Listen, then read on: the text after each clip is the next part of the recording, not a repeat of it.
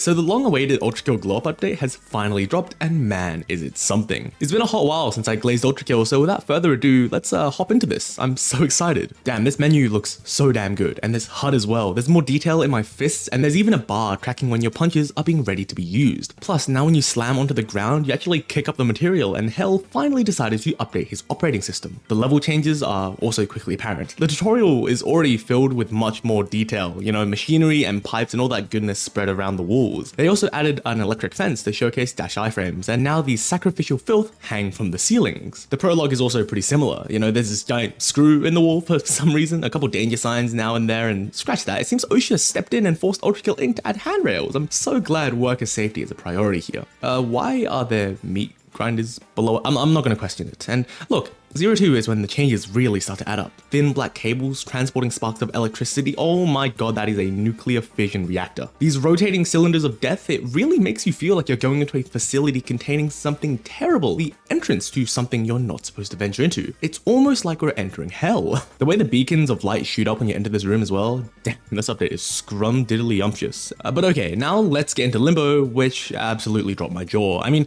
damn, look at this. I always thought Ultrakill is a very pretty game. I love games in this style, but I mean, even if you hate the look of boomer shooters, this is undeniably good looking. The environments look so striking, the illusion is thin, the real trees thick and blocky contrasted by the PNGs lining the hologram walls. The subtle scan lines, the grainy feel of everything, the trees are even holograms too, and there's speakers hidden in the walls. Nothing is real, and that makes it feel so organic. Plus, you can walk into these flowers and they shoot up little petals. It's really cute and I like it. As you explore, you meet a statue of a beheaded lion, and I'm sure there's some deep meaning to this, but look at the polygon count. That's at least 5. How far this game has come. Statues foreshadowing the rest of this game are also spread scarcely throughout the sanctum. The stained glass strained strands of sunlight onto my screen and has continued onto the next level. I love the way the uncanniness of this entire layer is put at the forefront now. This goes hard as hell, and when everything starts to go on fire, it looks majestic. The way the panels start bugging out, the way the smoke and heat permeate the air, and the new catacomb entrance, it looks like a genuine ruin committed in a panicked battle. Now, the dungeon remains unchanged because it's already perfection, and now the hardest boss in this game also gives you super giga mega cancer.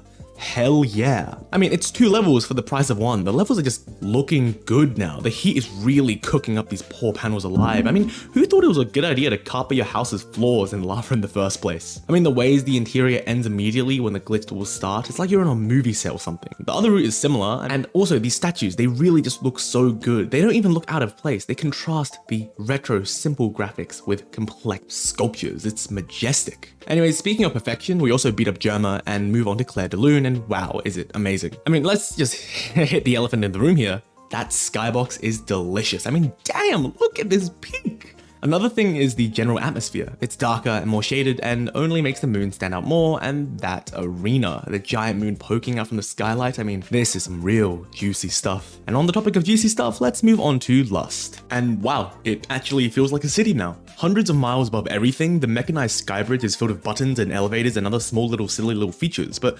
again, that skybox, or I guess the ground box, I don't know the lingo, everything looked more detailed. The structures have more depth, and it's really awe-inspiring, looking down at the city you're about to descend into. The next level starts off very similar, but that all changes when you get to the massive maintenance staircase. The glowing cylinder of power rotating as you slowly climb up spiral staircases goes hard as hell. Not to mention that the section following this rocks as well. I don't know if this was before the update, but now everything is held up by cranes and stilts, and it's really cool looking. In the center of the second town is a massive light that illuminates the entire thing, kind of like a watchtower constantly surveying your every move. Another feature I love is how Minos is always there, watching and stalking you. And this extends to sheer heart attack, which is incredible. I mean, this is one of my least favorite levels in the entire game, but this time I was in awe. It somehow looked cleaner, and the parts with the giant grinders and stuff look so guttural and raw. It's really magic. The graphics are insane. Finally, the fight with Minos is a spectacle to behold. I mean, it's really beautiful. The subway looks so much more abandoned in a way that highlights the aspects of Lust that I love the most. The fact that it's an abandoned city, a civilization expunged. It's liminal almost, you know, the empty subway, the seats void of life, the rails of absolutely zero motion, and now the fight takes place in the city, on the ground.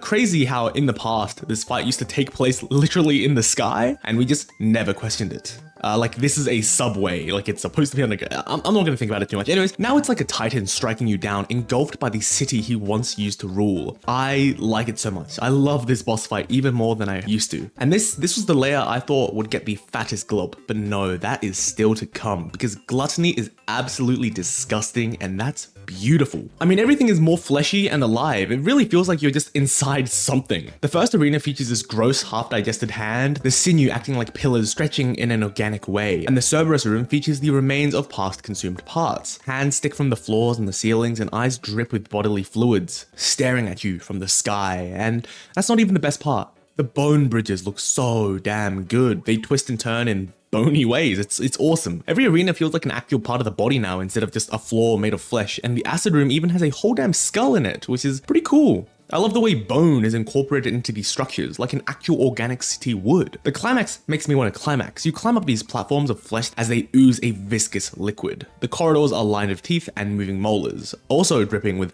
liquid. I mean, this place is musty and crusty as hell, bro, and the pit is now actually circular, like an esophagus. The hands now reach out for you, guiding your movements across the void as the arena loads in, lined with teeth, the same iconic heart beating in the background. And that's where I thought it would end, but no, the best is still to come. You know, for one, yeah, I didn't expect much from here on out, but out of curiosity, I kept playing and yeah, it was pretty much unchanged. I mean, sure, it looked better, but I didn't notice anything as drastic as what I saw in Act 1. 4-2 is much the same too. I mean, sure, the Statue of Liberty looks slightly better, I think, but it's not anything major. This continued for 4-3-2. You know, they added cool vents for the torch posts, and there's like scaffolding and stuff, and the doors are very arched, and everything looked so much smoother, but the final challenge with the massive arena brawl is also very different now. I mean, the center pillars, they shot up with lights and began rotating, a surprisingly common theme in this game. I'm counting like 5 rotating cylinders that ominously glow. But apart from the really cool new lighting, it was remarkably similar, and 4-4 was also like this. Sure, they made the corpse of Sisyphus a little more obvious, but there wasn't any major changes. I mean, I'm pretty sure the temple looked quite a bit better, but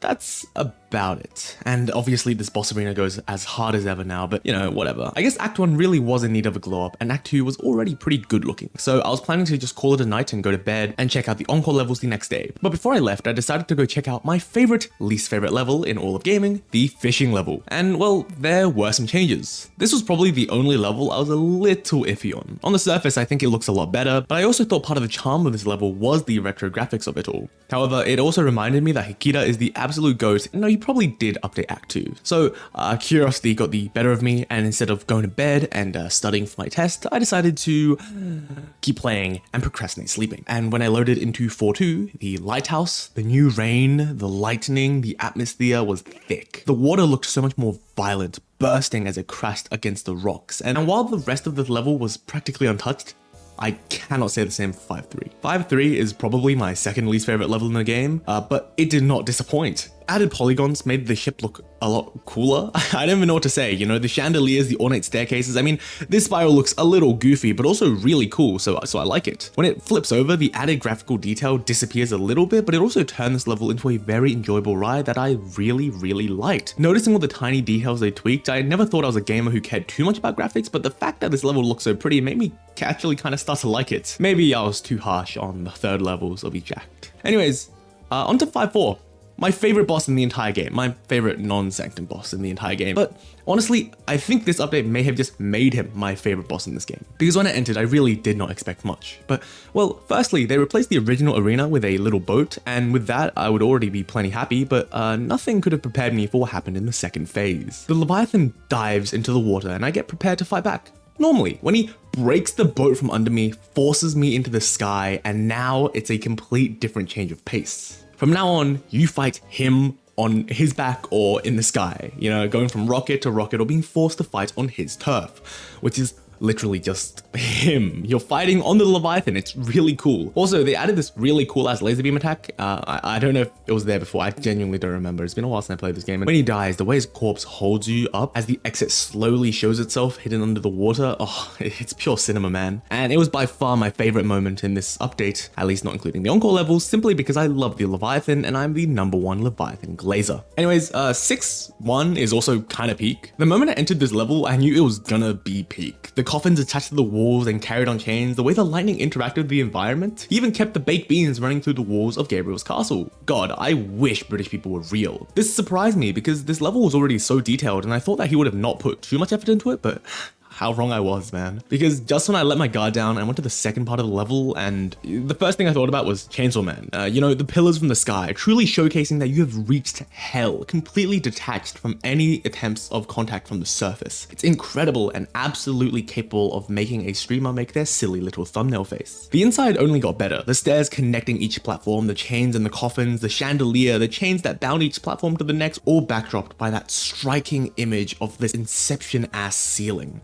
It all felt so physically impossible, and that's why it all felt so real. We are outside the human realm now, far, far from anything mortal. The final level of Act 2 was also beautiful. The castle was now rendered in its true glory. The details on the walls truly showed the extravagance and elegance it personified. But the thing I really want to talk about is that arena. The corpse praying for mercy, the massive ass organ, the new massive human-sized candles, the spring cleaning is paying off Gabriel, and now the water is gone. I do kind of miss the pool, but it's replaced by this cold, harsh, dead stone surrounded by the bones of the dead, completely flipping the feel and the theme of this duel on its head. Now don't get me wrong, I really do miss the pool like anybody else does, but now this battle feels less grand, less heavenly, because let's not forget, we're not like a savior or anything, we're just a GoPro who's really, really hungry.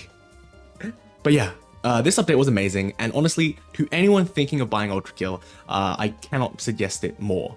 I did spoil the entire game in there. You should still play the game, it's really nice. And seeing as it's currently on sale, you literally have no excuse if you watch this entire bloody video. Anyways, I'm gonna see you guys in like a week or two and we're gonna talk about the encore levels. I've been working on something big for this channel. That's why I haven't been uploading for a while.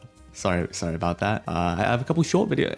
Yes, I'm gonna go now. I'm gonna go now. Sorry, yeah, school's kicking my ass. Okay, have a good day. Don't die. Stay hydrated.